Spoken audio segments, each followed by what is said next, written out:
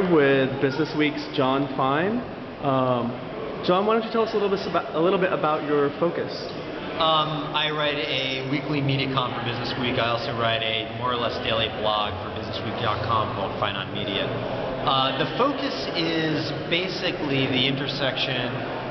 Well, it's a media column, but it's also about advertising and marketing.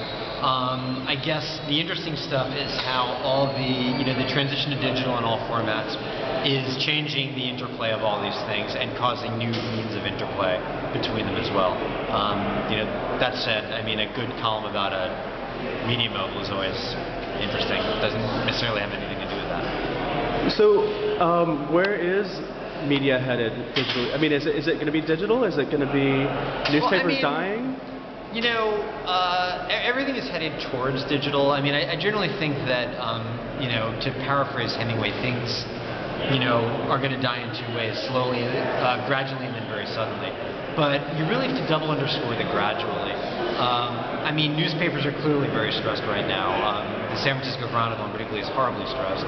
But they remain like big entities. I mean, when they get through this horrible racking transition to whatever it is they're going to become, they'll still be like one of the tallest trees standing in the local market.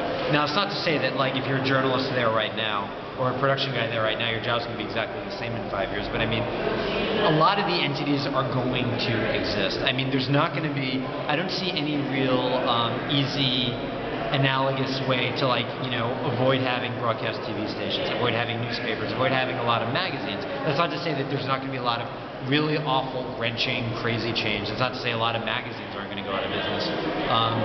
But the infrastructure, I think, will persist longer than a lot of people that you might talk to at this conference will think. And I guess my final question, with this, where, with the slow evolution or de-evolution of news media, where does PR fit into that ecosystem? Well, when you say fit in, I mean, do you mean in terms of influencing, Right. How will it help, news or a client, a company get noticed? Will PR be a part of that? I guess I don't spend a whole lot of time thinking about the PR end of the equation, because I mean, to be blunt about it, the stories that journalists are most interested in tend to be the stories that the PR people are least interested in actually getting out. I mean, there's more ways for companies to get messages out, in ways that are sort of good. Like, I mean, there are company blogs, and I wish I could think of an example right now, that are pretty solid. It's obvious what they are, but they serve a purpose. And they do it pretty straight up. And then there's the kind of Walmart-y thing where there's a sponsored blog where they're not saying it's sponsored, and you basically step in a huge mud puddle with that, and that takes you back.